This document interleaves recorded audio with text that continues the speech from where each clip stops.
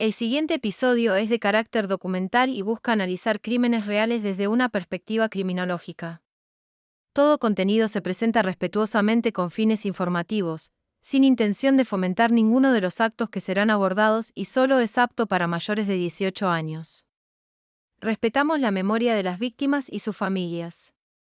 Se recomienda discreción.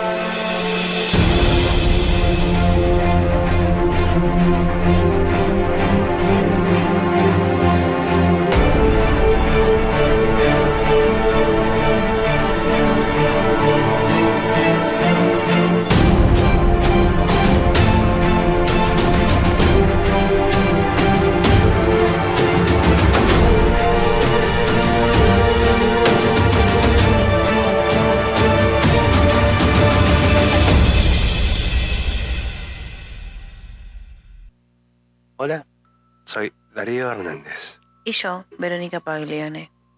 Y esto es Hernández Paglione, Asesinos Seriales. Bienvenidos a este segundo capítulo de este nuevo podcast. Hoy nos sumergimos en una historia que marcó a fuego la crónica negra argentina, la de Carlos Eduardo Robledo Puch, apodado el Ángel de la Muerte o el Ángel Negro también. Este no es un caso más.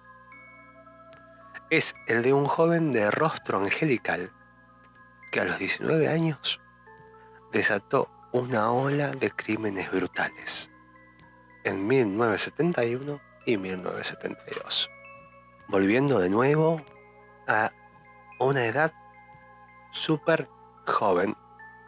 ¿Qué te dice cuando, después de haber hablado en nuestro primer capítulo de una persona que con 16 años hizo cosas tan terribles, y hoy tocamos el caso de alguien que con solo 19 años creó un infierno en solo 2 años? Y la verdad que lo primero que pienso es eso, ¿no? Un chico de apariencia inocente, casi de película, carita bonita, que termina siendo uno de los peores asesinos en serie de Argentina. Lleva más de 50 años preso, lo cual lo hace también el recluso con más tiempo en prisión del país. Pero me intriga saber cómo llegó a ese punto y qué pasa con él ahora en el 2025. Buenísimo, porque justamente hoy vamos a desmenuzar todo eso. Vamos a recorrer su infancia en una familia de clase media, sus crímenes salvajes en Gran Buenos Aires, el perfil psicológico que lo define como un psicópata y el juicio que lo condenó a cadena perpetua. También hablaremos de su impacto cultural, con esa película de 2018 que lo retrató. Y como por último, sobre su vida en prisión. Prepárense para un relato completo con datos actualizados y detalles que quizás nunca hayan escuchado.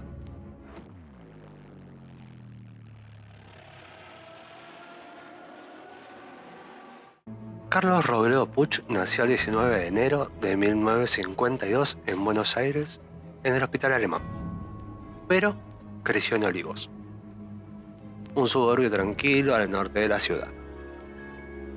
Su familia era de clase media, sin lujos extravagantes, pero tampoco carencias. Su padre, Víctor Robledo Puch, era empleado en General Motors, un trabajo estable en esa época. Su madre, Josefa Aida Havendack, había llegado a Argentina desde Alemania después de la Segunda Guerra Mundial, trayendo consigo un pasado de posguerra y una herencia cultural distinta. Entonces tenía raíces alemanas por el lado de la madre. Eso ya es interesante. Así que, ¿sabemos algo más de la familia? Sí, por el lado paterno descendía de figuras históricas, como Dionisio Puch, un ex gobernador de Salta, y Martín Miguel de Güemes, un héroe de la independencia argentina. Pero en su día a día, nada de eso parecía importar. Vivían en un departamento modesto en Olivos, y la infancia de Carlos no fue de pobreza ni caos, como suele asociarse a ciertos criminales. Era un chico reservado, de pelo rubio y ojos claros, que destacaba por su talento. Tocaba el piano como un virtuoso y hablaba alemán con mucha fluidez, probablemente aprendido de su madre. Esto es un perfil muy inesperado. La verdad que no suena al típico niño problemático. Entonces, ¿hay señales de lo que viene después? No, en este caso no son tan obvias, pero sí había pequeños indicios. En la escuela, por ejemplo, era buen alumno, pero a veces mostraba un carácter frío y distante. Hay relatos de que robaba pequeñas cosas a sus compañeros, aunque no eran delitos graves. Un informe psiquiátrico de 1980, realizado tras su arresto, describió su hogar como legítimo y completo, sin abusos ni negligencia. Sin embargo, algo de su personalidad ya estaba torcido. Desde adolescente, empezó a frecuentar amistades dudosas y a mostrar una fascinación por las armas y el peligro. A los 16 años, ya había abandonado la escuela y se movía en círculos más oscuros. Entonces no fue un entorno roto. Entonces es algo como interno, algo como que nació con él, es algo como más inquietante aún.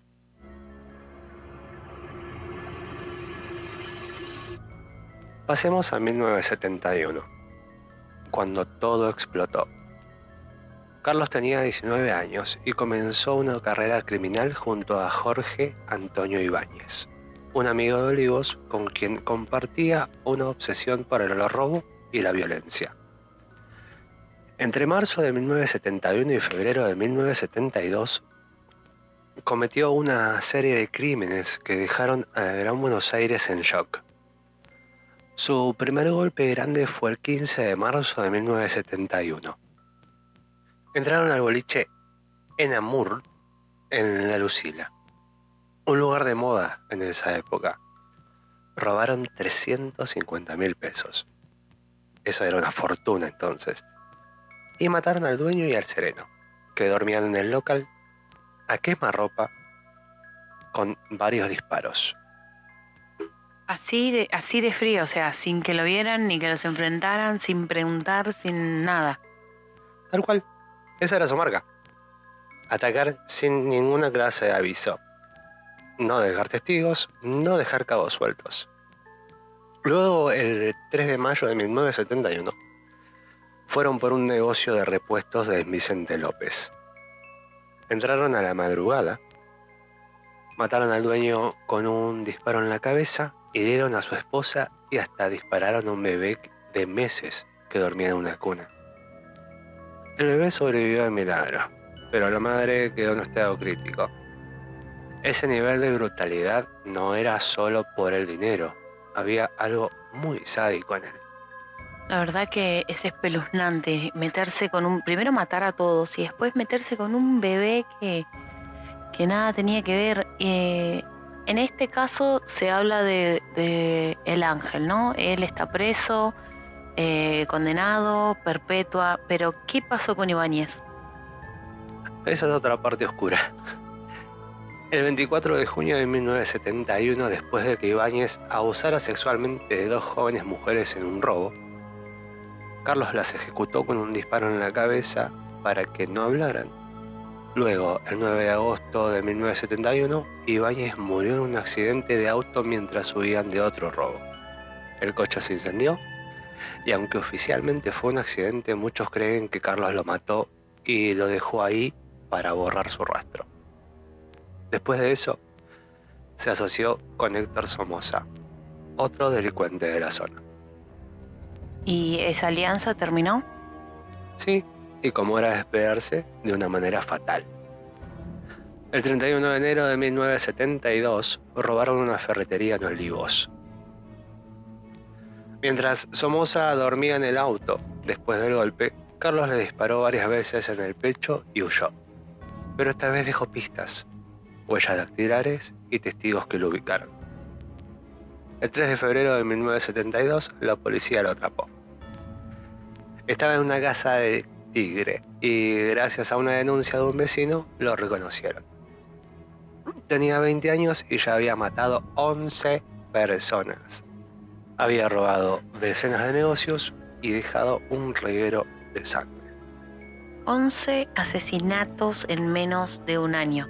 Pero ¿había un patrón claro, algo que uniera todos sus crímenes? ¿Cómo sabía que los 11 eran de él? Su modus operandi era despiadado y calculador. Usaba revólveres o pistolas. Prefería atacar de noche o en lugares aislados. Y siempre iba por el dinero. Pero mataba sin dudar.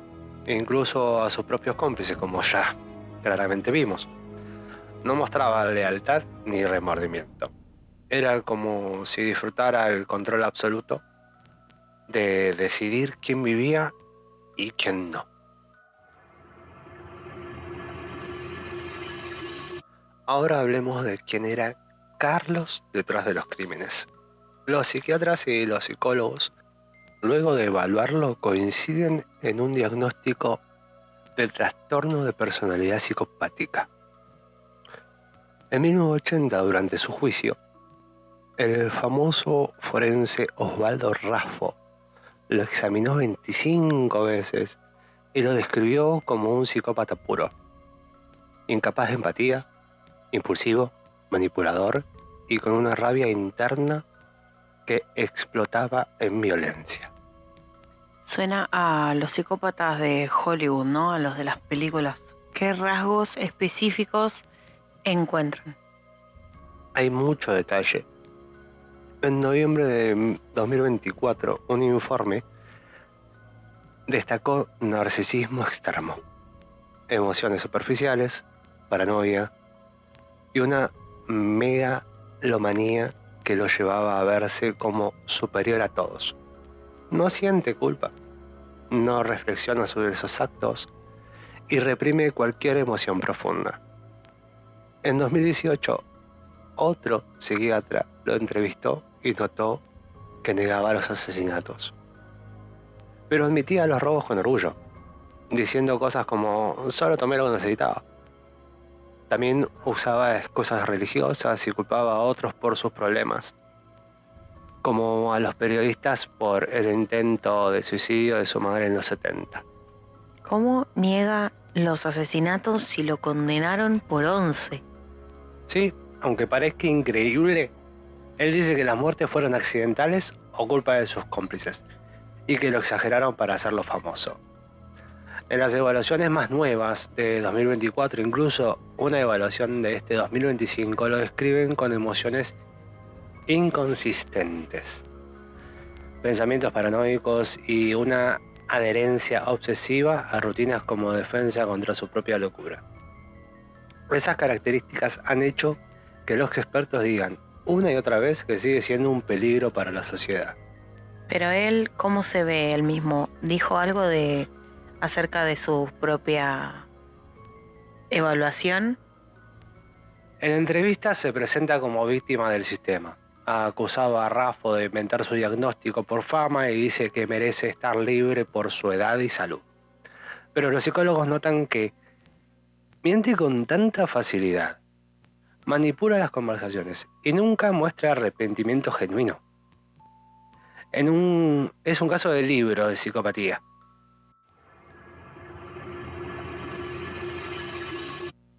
Hablemos un poco de lo que fue el proceso legal y la condena. Carlos fue arrestado, como ya dijimos, el 3 de febrero de 1972 y el juicio llegó en 1980, después de años de investigación. El 27 de noviembre de ese año, lo condenaron a cadena perpetua por una lista interminable. 10 homicidios calificados, un homicidio simple, una tentativa de homicidio, 17 robos, complicidad en violación, una tentativa de violación, un abuso deshonesto, 2 raptos, 2 hurtos. A los 28 años, su vida quedó sellada tras las rejas. Bueno, ¿y ahora dónde está? ¿Él sigue en la misma prisión en la que lo condenaron aquella vez? Sí, está en una penitenciaría en la 26 de Olmos. Esto es en la provincia de Buenos Aires. En 2025 lleva 53 años preso, lo que lo convierte en el recluso de más tiempo en cautiverio en la historia argentina. Ha pedido libertad condicional, arresto domiciliario muchísimas veces, argumentando que tiene 73 años y problemas bastante importantes de salud, hipertensión y dificultades para caminar, pero siempre se la niegan. ¿Por qué? ¿Por qué al ser él tan grande se lo niegan? ¿Por qué a los 73 años aún así siguen diciendo que no va a salir de la cárcel? Todo sigue en base a lo que son los informes psicológicos. No cambió. O sea, no se arrepiente, no asume nada. Sigue siendo manipulador. En 2024 le ofrecieron pasar a un régimen más abierto dentro de la misma cárcel, con más libertades, pero él mismo lo rechazó. Dijo que prefiere su celda de siempre, que teme a los cambios y que está cómodo. O sea, eso dice muchísimo de su mente. Después, el caso de Carlos no quedó en los tribunales. O sea, se volvió un ícono totalmente cultural.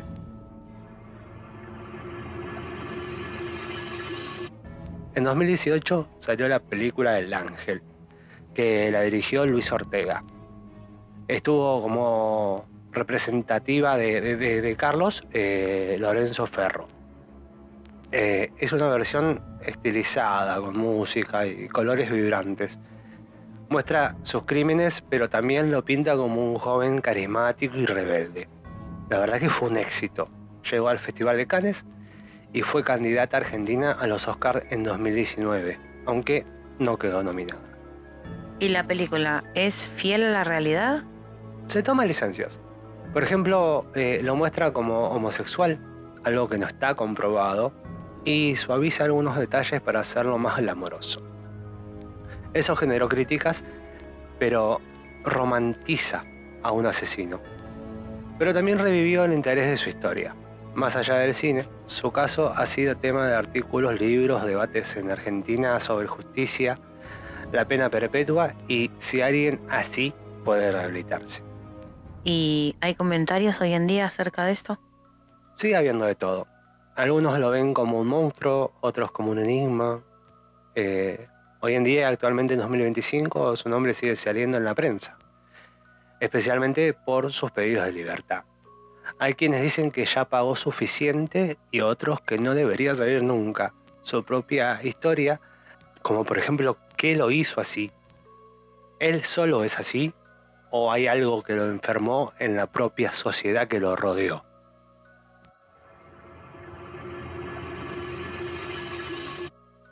Sobre lo que podríamos decir entre controversias y mitología, podemos decir que sobre Carlos también hay rumores y controversias.